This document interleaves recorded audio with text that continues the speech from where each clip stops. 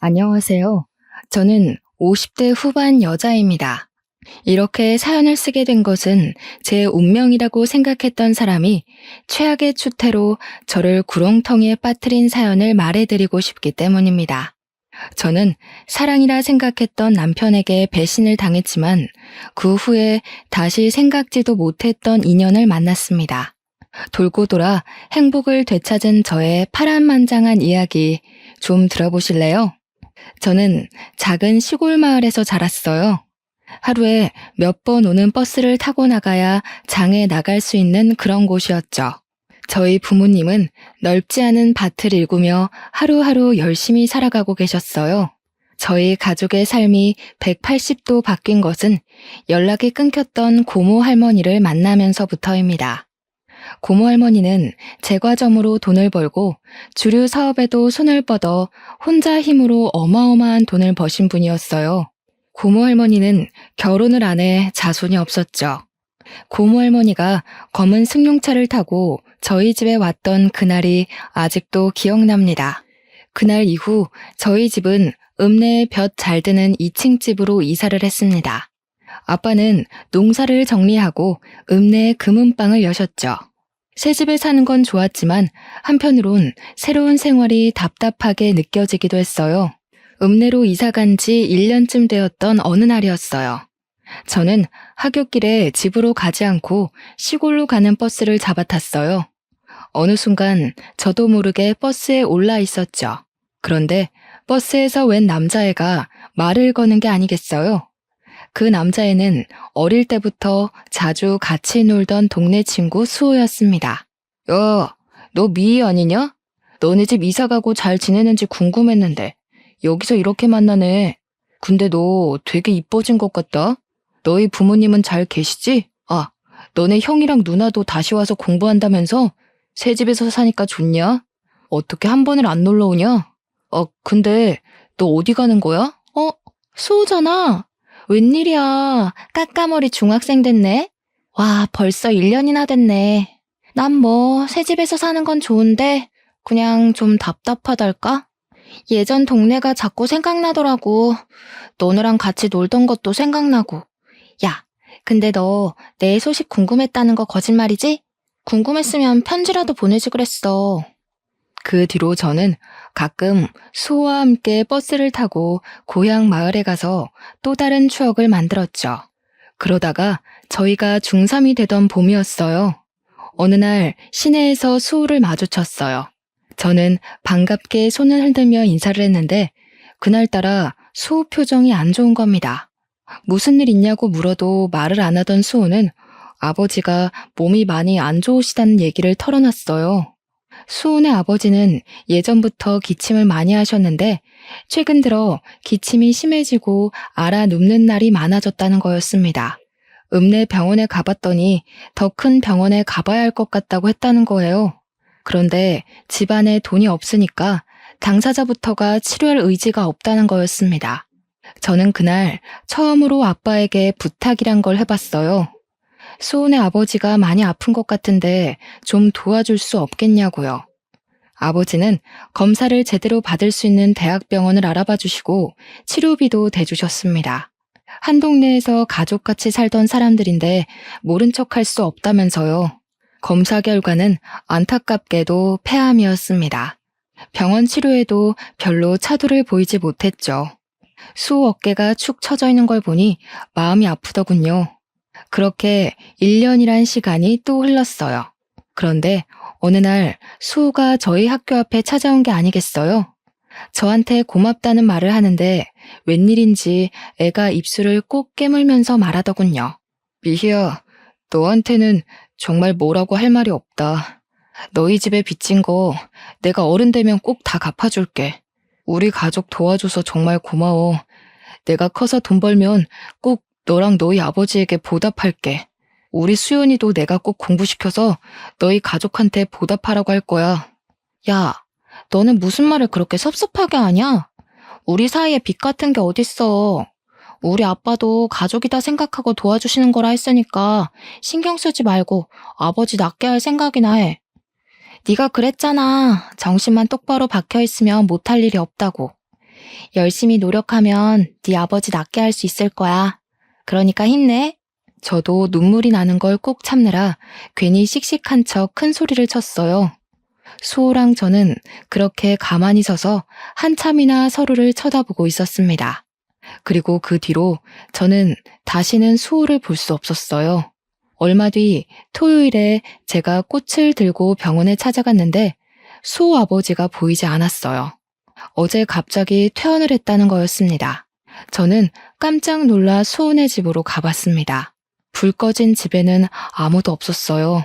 그리고 지나가던 동네 어르신에게 수호네 가족이 그동안 여기저기 진 빚을 이기지 못하고 야반 도주를 했다는 사실을 들었어요.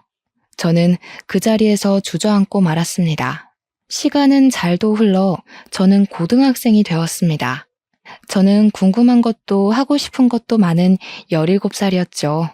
고등학교에 들어가 열심히 공부하고 동아리에도 가입해 즐겁게 생활했어요.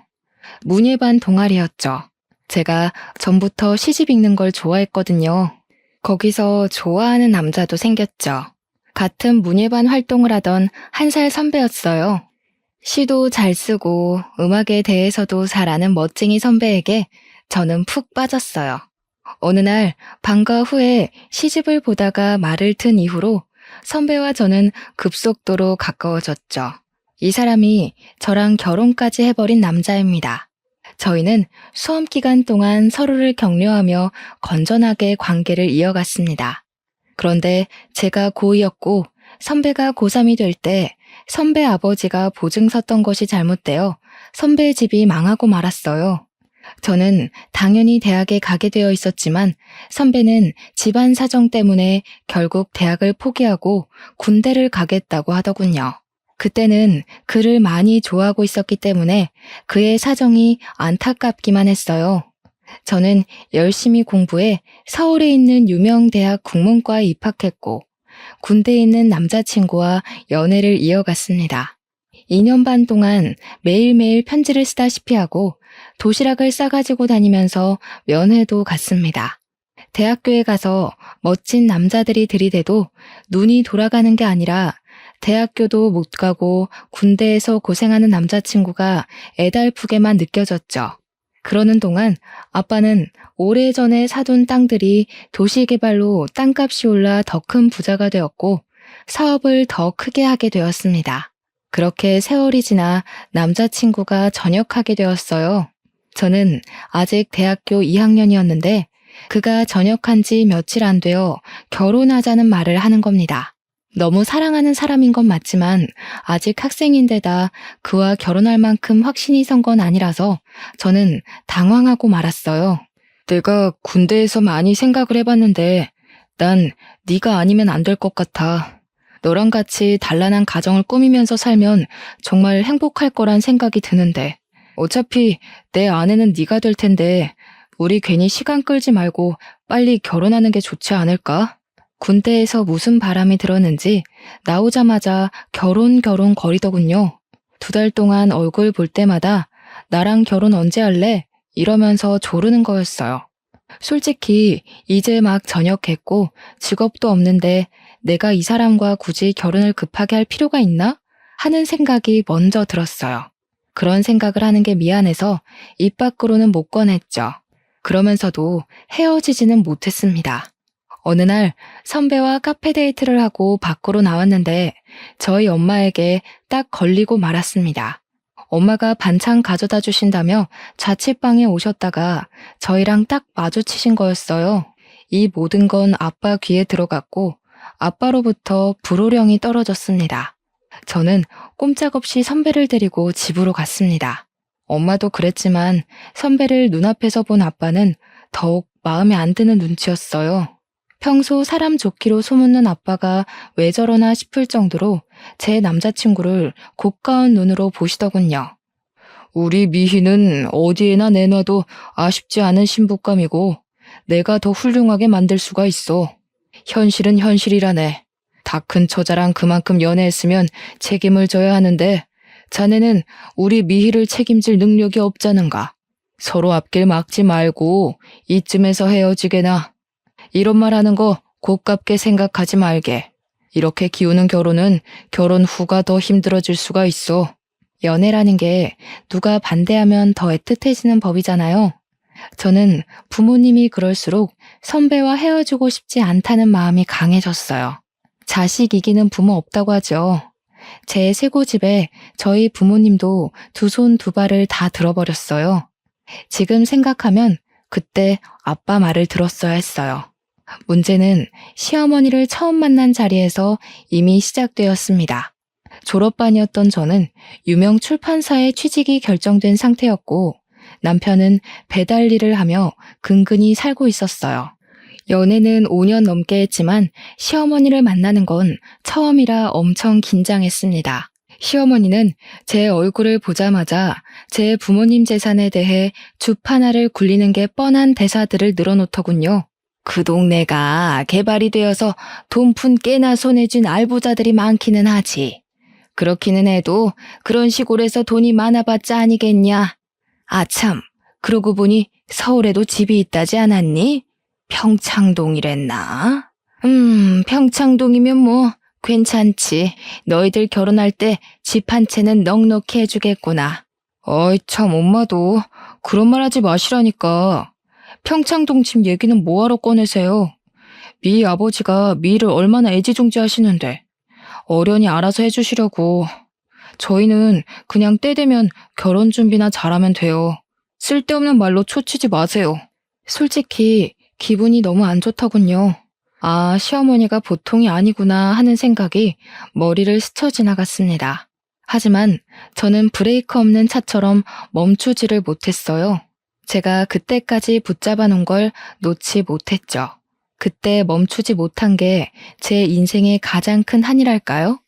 결혼 얘기가 구체화되고 있던 어느 날 남편이 말하더군요. 우리 아빠 회사에 들어가고 싶다고요. 막내딸 사위 체면을 생각하면 당연한 일 아니냐고 당당하게 요구하더군요. 우리 아빠는 말이야, 우리 어릴 때부터 부모는 물고기 잡는 법을 알려줘야지 물고기를 잡아주면 안 된다고 하셨거든. 자식들에게 맹목적으로 퍼주는 분이 아니라고. 그러니까 헛된 기대 갖지 말고 자기 힘으로 자립할 생각을 하라고. 야, 너랑 나 사이에 무슨 그렇게 따지는 게 많아. 내가 나 좋자고 이러는 게 아니라 내가 직업이 번듯해야 너도 어디 가서 꿀리지 않고 서로 좋다는 거잖아. 장인어른이 그렇게 말해도 네가 좀 더 밀어붙여줄 수 있는 건데 왜 그렇게 딱 잘라 말하는데? 그러니까 번듯한 직업 갖고 싶으면 알아서 노력하라고. 나 어디 가서 얼굴 좀 들고 다니게. 내 핑계 대지 말고 솔직히 말해봐. 제대로 된 데 이력서 한번 안 내보고 하늘에서 감이 떨어지기만을 기다리잖아. 결혼 허락도 어렵게 받았는데 괜히 아빠 뿔나서 결혼 뒤집게 만들지 말고. 네가 그렇게 인정머리 없는 앤지 정말 몰랐다. 실망이야.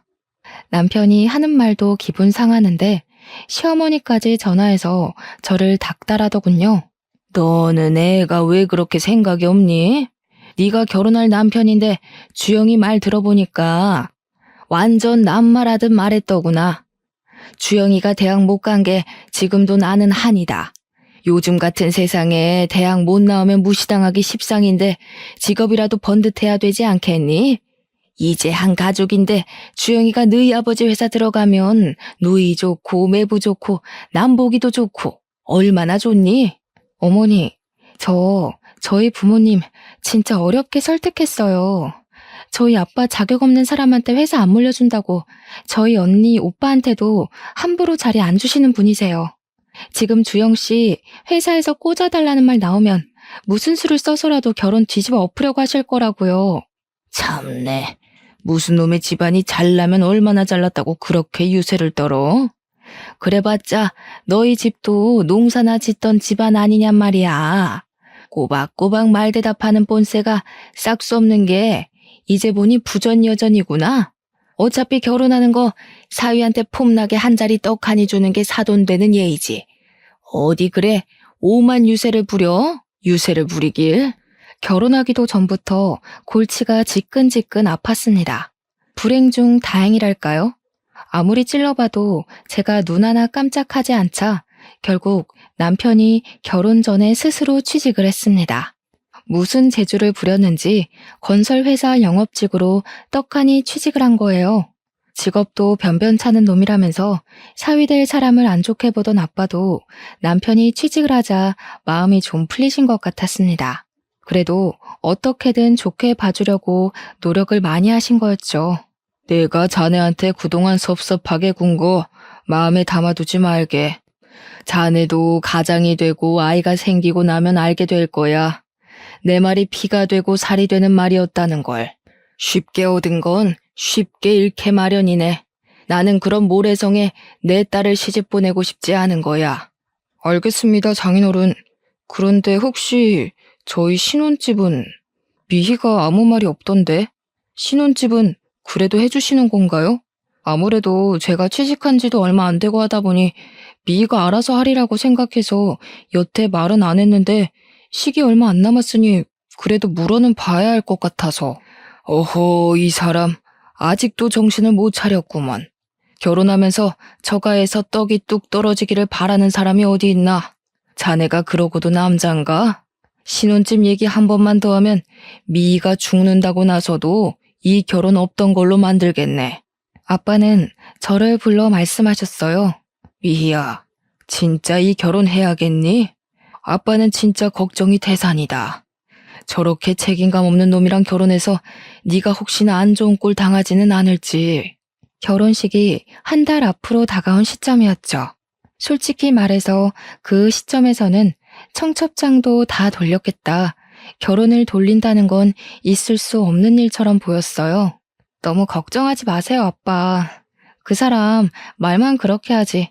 또 자기 할 일 알아서 하는 거 보셨잖아요.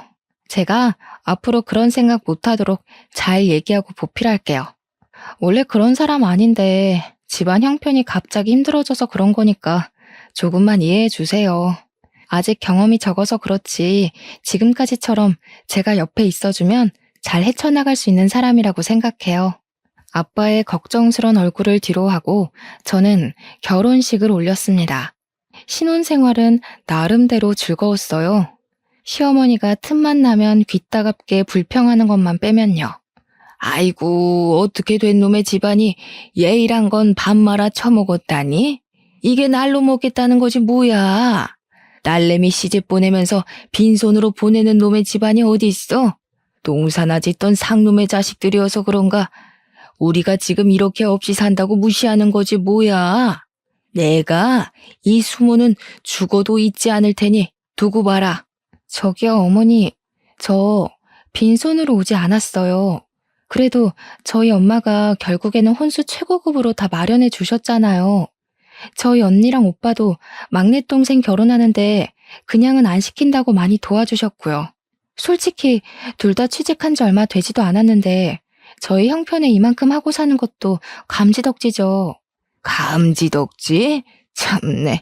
내 기가 막히고 코가 막혀서 있는 것들이 더하다더니 딱 그 짝이구만. 막내딸 결혼하는데 평창동 집을 내줘도 모자랄 판에. 뭐? 감지덕지? 내가 말했지? 사람 무시하지 말라고. 새파랗게 어린 것이 지 아버지 믿고 까부는 모양인데 내가 언젠가 가서 단판을 짓고 만다 이거야. 아니, 저희 집에 뭐 맡겨놓으셨어요?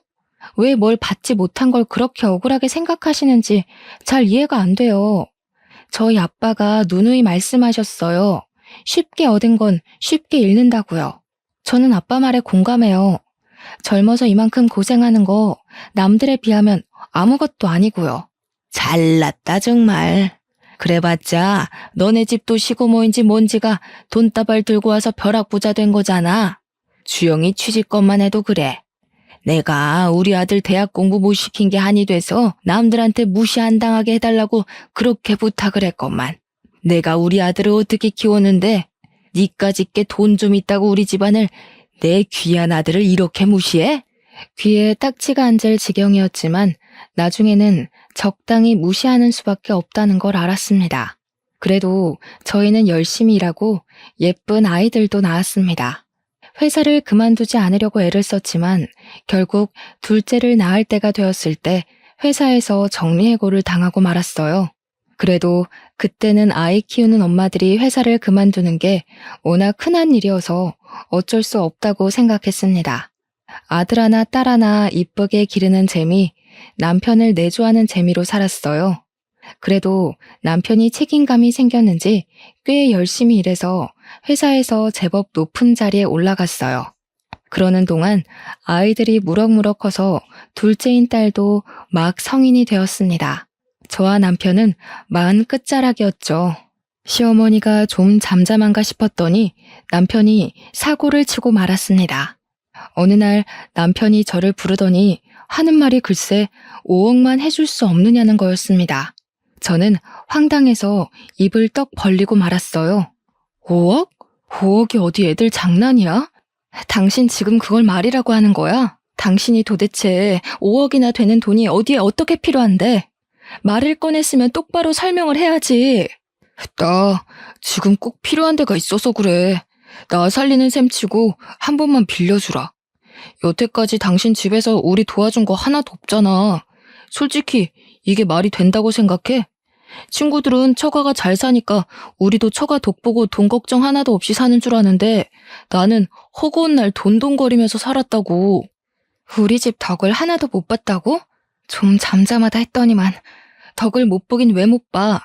당신 용종 수술할 때 수술비, 준영이 유럽 여행 갈 때 여행비, 이번에 세영이 대학 등록금까지 아빠랑 언니 오빠들이 알게 모르게 다 내주고 있는 건 왜 입을 싹 닦아 왜?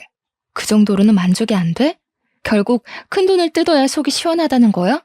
아니 그게 아니고 당신 집이 그렇게 부잔데 나는 돈에 죽고 돈에 울면서 치사하게 살아왔다 이거지. 솔직히 당신 집에는 5억 정도는 아무것도 아니잖아. 당신은 내가 불쌍하지도 않아? 어쩜 그렇게 인정머리가 없어? 장인어른이나 당신이나 똑같아. 남편 아니 애들 아빠 살리는 셈 치고 5억만 해주라 제발. 내가 이렇게 빌게. 남편은 제 앞에서 무릎 꿇고 빌기까지 했어요. 무슨 일인지 모르니 답답해서 미칠 지경이었습니다. 그러던 와중 남편의 가장 친한 친구에게 전화가 와서 알게 됐습니다. 남편이 어마어마한 사고를 쳤다는 걸요. 주영이 그놈 예전부터 좀 허무맹랑한 데가 있었잖아요.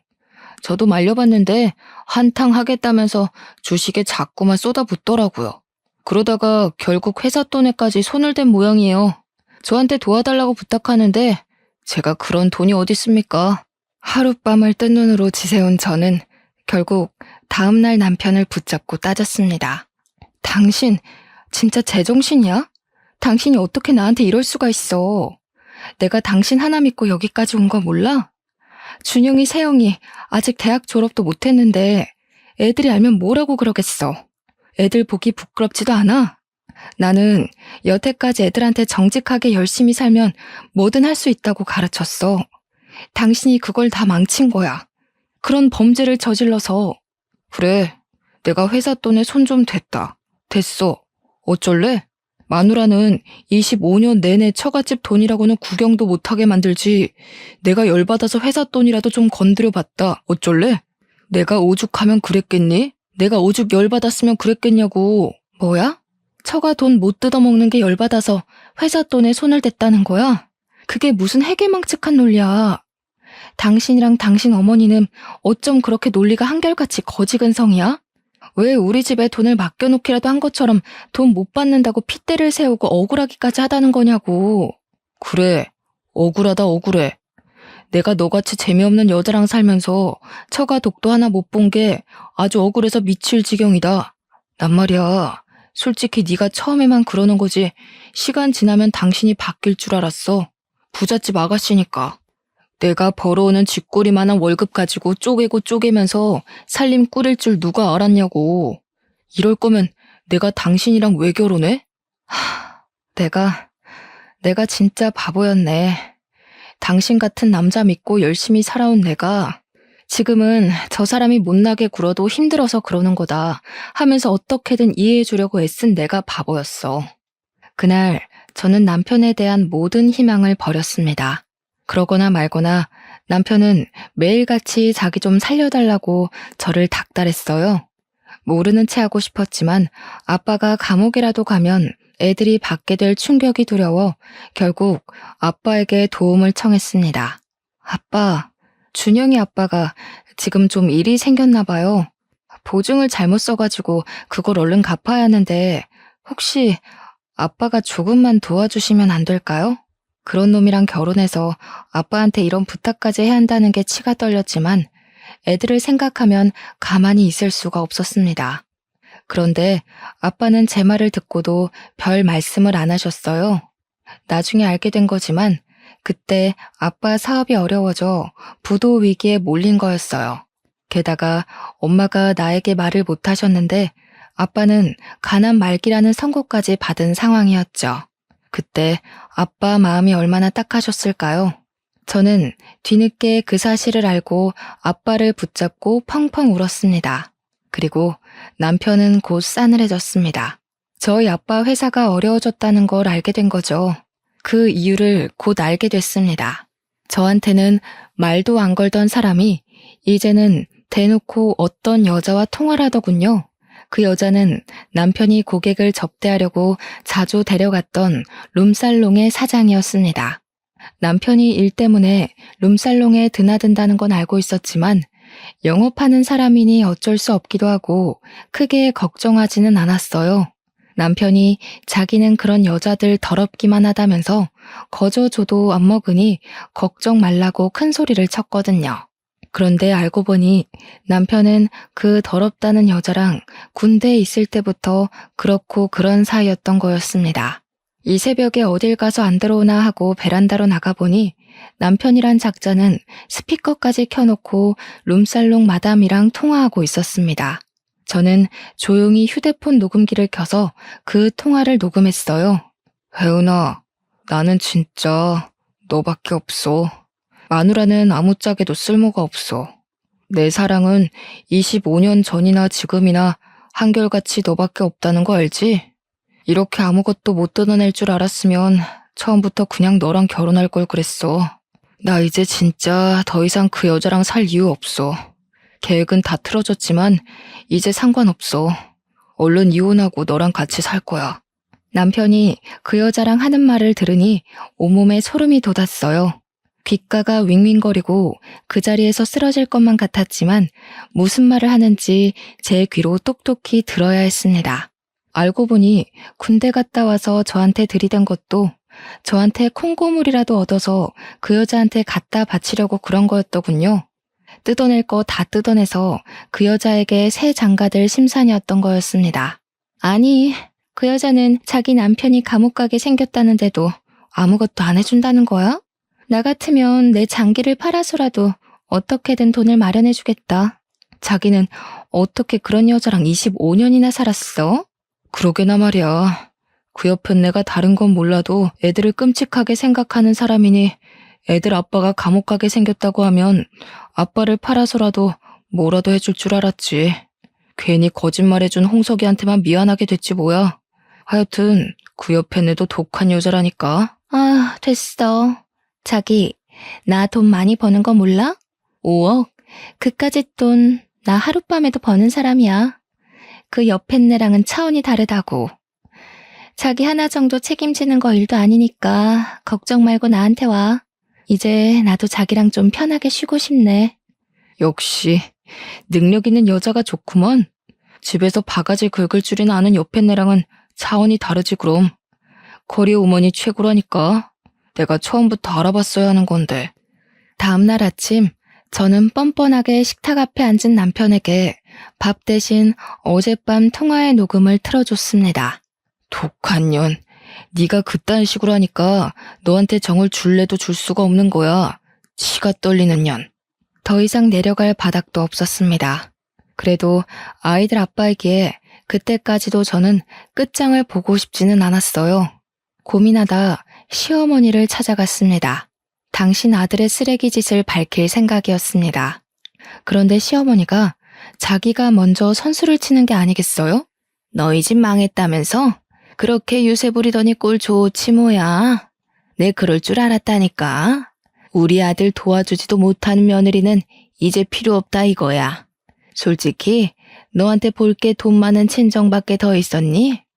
우리 주영이는 훨씬 더 능력 있는 여자 만날 수 있다고 내가 누누이 말했지? 능력 있는 새며느리 들어오면 나야 좋지. 당신 아들이 그래요? 능력 있는 여자 새로 만날 거라고? 그래. 능력 있는 커리어우먼 만난다길래 내가 그러라 그랬다. 진즉에 그랬어야지. 인생에 하등도 만들고 툭하면 바가지나 긁는 옆에 내를 뭐 좋다고 수십 년이나 데리고 살아? 지네 돈은 지네 돈이라고 움켜쥐고 한 푼도 안 주려고 부들부들 떨더니 잘 됐지 뭐. 이제 서로 갈 길 가면 되는 거 아니냐? 그 여자가 커리어우먼이라고요? 어머니, 그 여자 무슨 일 하는지 몰라서 그러시는 거죠? 당신 아들이 결혼 전부터 술집 다니면서 사귄 여자라고요. 자기 입으로 그렇게 더럽다고 저도 안 먹는다고 멸시하던 그런 여자라고요. 그래도 좋으시다는 거예요? 진짜 애들 아빠가 그런 여자랑 붙어 먹어도 괜찮으시냐고요. 아이고 참네. 요즘 같은 세상에 직업의 귀천이 어디 있나. 개같이 벌어서 정승같이 쓴다는 말이 괜히 있는지 알아? 그리고 너 그거 아니? 주영이 회사에 넣어준 것도 그 여자가 해준 거. 너는 아무리 부탁해도 안 들어준 걸 그 여자는 한 방에 해결해 준 거란다. 이제 무슨 말인지 알겠지? 알아들었으면 내 아들 앞길 막지 말고 썩 꺼지거라. 남편이 룸살롱 마담이랑 그렇고 그런 사이란 걸 안 순간부터 저한테 돈 뜯어내려고 그런 거짓말까지 꾸며냈다는 걸 알았을 때도 저는 어떻게든 이성을 잃지 않으려고 노력했습니다. 저는 엄마이고 저에게는 지켜야 할 가정이 있으니까요.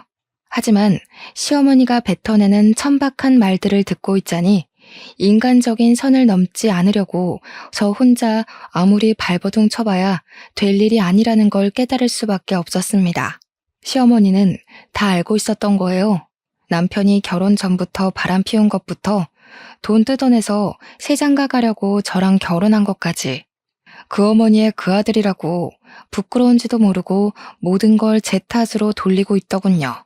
아픈 아빠한테는 사실대로 말할 수가 없었어요. 엄마에겐 말할 수밖에 없었지만 병원에 있는 아빠 모르게 이혼 소송을 준비했습니다. 김서방은 왜 안 오냐면서 할 말이 있다고 남편을 찾는 아빠 때문에 저는 입술을 깨물며 눈물을 참아야 했습니다. 그래도 이혼 소송은 제대로 진행되고 있었어요. 저를 우습게 여긴 남편이 조심성 없이 상간녀랑 통화한 덕에 남편 귀책 사유로 이혼 소송을 했죠. 아이들에겐 미안했지만 아이들을 위해서라도 그런 사람과는 연을 끊어야 했어요. 애들이 성인이긴 해도 아직 어렸지만 숨기려 해봤자 더 상처만 받을 것 같아 억지로 숨기려 하지는 않았습니다. 예상대로 아이들은 크게 놀라고 상처를 받았지만 그래도 상황을 냉정하게 파악하고 제 편을 들어주더군요. 아빠는 결국 돌아가셨습니다. 저는 모든 걸 잃은 기분이었어요. 아빠의 장례식 날 예전에 알던 어른들이 많이 찾아오셨어요. 다들 아빠는 정말 좋은 분이었으니 좋은 곳으로 가셨을 거라고 저를 위로해 주셨습니다. 그리고 장례식 둘째 날 어떤 남자가 쭈뼛거리며 장례식장으로 들어서더군요. 저는 누군지 얼른 생각이 나질 않아 인사만 드리고 가만히 서 있었습니다. 그런데 그 남자가 저를 울리더니 그대로 엎드려 큰 소리로 우는 게 아니겠어요? 아버님, 저 왔어요. 저 수호예요, 아버님. 너무 늦게 와서 죄송해요. 진작에 왔어야 하는데 저희 아빠 살려주시려고 그렇게 애를 쓰셨는데 저희가 말도 못하고 그렇게 가버려서 아버님 죄송합니다. 용서해 주세요.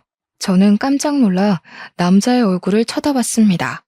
과연 까까머리 중학생일 때 봤던 수호의 앳된 얼굴이 그 남자 얼굴에 남아 있었습니다. 그동안 수호는 저희 집에 진 빚을 갚고 싶어서 열심히 노력했다고 했어요. 대학은 못 갔지만 공무원 시험을 봐서 20년 넘게 공무원으로 근무했다고 했습니다. 조금 살만해져서 이제는 아버님을 한번 찾아가 봐야지 했는데 하필이면 그때 사기를 당했어. 공무원 수입이야 뻔하잖니. 마음의 빚을 갚고 싶다는 생각을 평생 갖고 살았던 게 어리석은 선택으로 이어진 거야. 너무 힘들었어. 그래도 아버님 이렇게 돌아가실 줄 알았으면 그때라도 와봤어야 하는 건데 내가 또 평생 못 갚을 빚을 지고 말았구나. 에이, 수호야. 그건 가족처럼 생각해서 도와준 거니까 빚이라 생각 안 해도 된다고 아빠가 그러셨는데 평생 담고 있었다니. 너희 그렇게 가고 어떻게 지내는지 너무 걱정되고 궁금했는데 또 그런 일 당했다니 마음이 안 좋네. 그래도 여기까지 와줘서 고마워. 아빠도 가시면서 네 얼굴 볼 수 있어서 기뻐하실 거야. 그래도 그게 꼭 나쁜 일만은 아니었던 게 사기당하고 나서 퇴직하고 퇴직금으로 장사를 시작했거든. 심길전에서 죽기 살기로 했더니 장사가 엄청 잘 되어가지고 지금은 빚도 다 갚고 얼마 전엔 제법 높은 건물도 하나 샀잖니. 이제라도 너희 가족한테 받은 거 돌려주려 했는데 너무 늦어버렸지만 너한테라도 오늘 갚고 싶다, 미희야.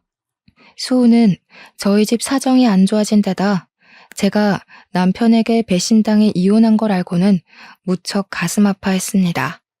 한사코 거절해도 그때 받은 걸 갚고 싶다면서 저한테 선물을 줘야겠다고 했어요.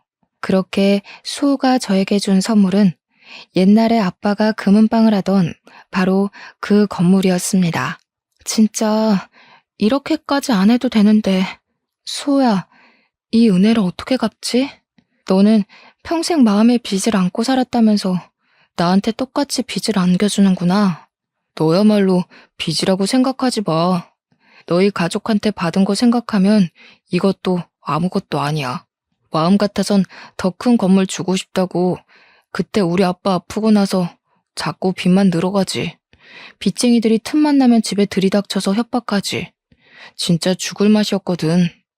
다른 이웃들은 다 돈 못 돌려받을까봐 눈이 퍼렇게 변해가는데 너희 아버지만 돈 안 갚아도 된다고 다독여주시고 우리 집에 쌀도 갖다 주시고 그랬어. 우리 아빠가 그랬다고? 나는 몰랐는데. 난 너희 집 그렇게까지 힘든 것도 모르고. 너까지 동정했으면 내가 오히려 힘들었을 거야. 아저씨가 몰래 도와주신 거야. 솔직히 나 그 뒤로 너희 아빠 덕에 똑바로 살 수 있었어. 우리 아빠 돌아가시고 한동안 방황했거든. 아저씨가 아무리 어려운 상황이라도 정신만 똑바로 박혀있으면 뭐든 할 수 있다고 늘 그러셨거든. 살면서 힘들 때면 그 말 붙잡고 일어났어, 나. 참 놀라운 일이었습니다. 아빠가 몇십 년 전에 수호에게 해줬다는 그 말은 시간을 돌고 돌아 아빠를 잃고 주저앉은 저에게도 힘이 되었어요. 저는 다시 힘을 내어 아빠가 금은방을 했던 그 자리에 식당을 열었습니다. 다행히 식당은 잘 되었습니다. 입소문을 타서 몇 달 만에 줄을 서서 먹을 만큼 손님이 많았어요. 2년도 안 되어 옆 동네에 체인이 생겼고 제 힘으로 아파트를 살 수 있을 만큼 돈을 벌었어요. 무엇보다 좋은 건 저한테 사업 수완이 있다는 걸 알게 된 거였습니다. 식당이 자리를 잡기 시작하자 저는 어느 지역에 가면 이 지역에는 어떤 사업이 필요하다는 게 그림처럼 그려졌어요. 그 뒤로 여기저기 여행을 다니며 사업 영감을 받은 덕에 지금은 전국 5개 도시에 식당을 갖게 되었습니다. 저희 고모할머니처럼 저도 제 손으로 사업을 해서 자수성가를 하게 됐습니다. 여행을 많이 다니게 된 것도 사실은 수호 덕이었어요. 알고 보니 수호도 사기당했을 때 아내가 바람나서 애들까지 버리고 집을 나가버렸다지 뭡니까. 동병상련 같은 처지였어요. 수호와는 자주 만나며 서로의 상처를 보듬고 용기를 북돋워주며 옛 추억도 되새기는 사이가 됐죠. 어느 날 수호가 말했습니다. 미희야, 너한테 이런 말하는 거 너무 쑥스럽기는 한데 나 사실은 예전에 너 좋아했다? 그거 몰랐지? 우리가 그때는 아무것도 몰라서 이렇게 많은 시간을 보내고서야 만나게 됐지만 나는 너랑 있으면 어릴 때로 돌아간 것 같이 편하고 좋아. 너만 괜찮으면 우리 남은 인생 서로 보듬으며 함께 하면 어떨까 싶은데. 저도 사실 수호랑 있으면 어린아이가 된 것처럼 마음이 편해졌거든요. 저에게 힘이 되어주고 제 아픔에 더 아파해주는 수호의 손을 기꺼이 잡았습니다. 각자 사업도 꽤 안정이 되었겠다. 아이들도 다 커서 취직했겠다. 저희는 시간 날 때마다 여행을 다니며 여생을 즐기기로 한 거죠. 몇 년이 걸린 이혼 소송에도 결국 승소해 위자료로 아파트 한 채 값을 받게 되었어요. 결혼 생활 동안 재산 증식에 기여한 것이 인정된 것이죠. 판결이 나고 얼마 지나지 않아 남편은 초췌한 몰골로 저를 찾아왔습니다. 능력 있는 여자 만나서 떵떵거리고 살겠다던 자신만만한 태세는 다 어디 가고 자기가 지금 죽게 생겼으니 한 번만 도와줄 수 없냐면서 저를 붙잡고 늘어지는 게 아니겠어요. 알고 보니 룸살롱 마담에게는 사실혼 관계인 조직폭력배 애인이 있었던 거였습니다. 그 여자는 깡패 애인과 사이가 잠깐 안 좋았을 때 전 남편을 데려다 살림을 차린 거였고요. 잘못 걸려도 한참 잘못 걸린 거죠. 이 사실을 안 깡패 애인은 노발대발해서 전 남편을 끌고 갔습니다. 실컷 얻어맞은 전 남편은 자기가 잘못한 거 돈으로 갚을 테니 목숨만 살려달라고 빌어 거래 아닌 거래에 지장을 찍었다는 겁니다. 능력 있는 여자 만나서 5억쯤은 별거 아니라더니 그 여자 때문에 그보다 훨씬 더 큰 빚을 지게 된 거였어요.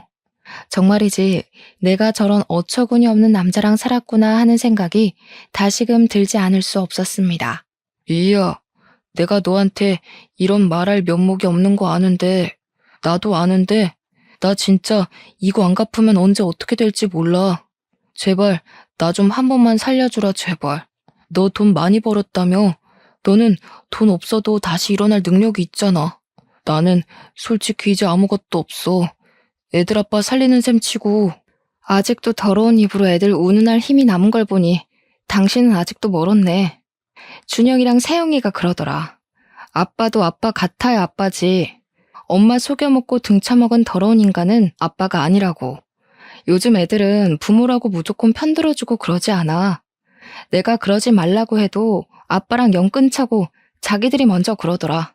시어머니까지 연락해 여태까지 안 도와줬으니 이제는 한번 도와주라고 말도 안 되는 소리를 짓거렸습니다.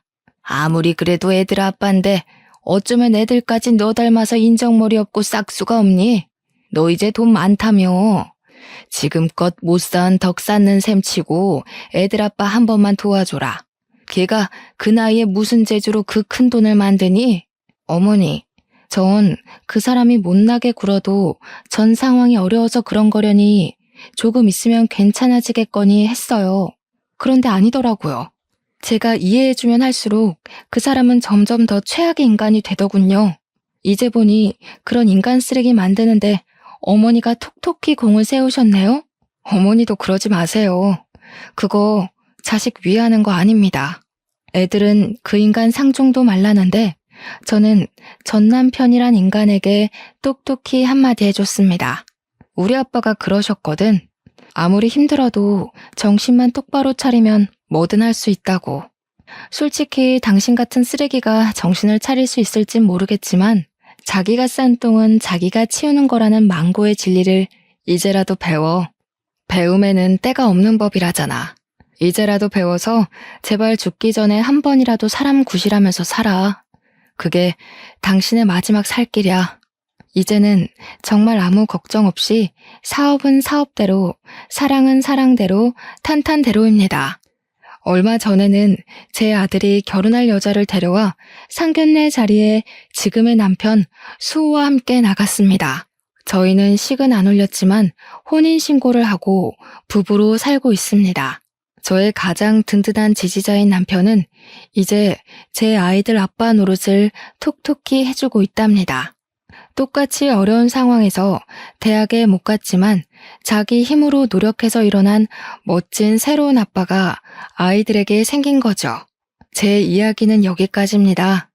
제 첫 결혼은 최악이었지만 지금은 정말 행복한 삶을 살고 있어요. 처음부터 서로를 알아봤으면 좋았을걸. 전 남편이라는 쓰레기 때문에 너무 먼 길을 돌아왔네요. 하지만 저는 후회하지 않아요. 아이들이라는 좋은 선물도 받았고 아픔을 딛고 일어나는 법도 배웠으니까요. 이렇게 뒤늦게라도 찾은 행복을 여러분께 조금이라도 나눠드리고 싶네요. 여러분도 저희 아빠 말처럼 어떤 상황에서도 포기하지 마시고 행복을 찾으셨으면 좋겠습니다.